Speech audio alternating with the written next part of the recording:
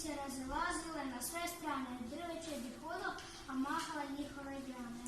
Kad bi drveće hodalo i parkovi bi šetali nedjeljom sa šetačima, a možda bi i zaigrali malo sa igračima.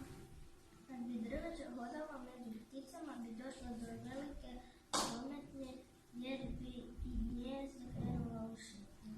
Kad bi drveće hodalo, ja bih pisao naranči sa juga, nek dođe kod mog bolesnog druga. 4 sestre. Kada mrežnica ode iz grada, puno mirnije počinje teći. Nakon slapova i kaskada, nešto bih htjela Korani reći. A onda kada su se srele, nema kraja njihovoj sreći. Odmah sestre traže si žele, skupom i dobrom dalje će teći.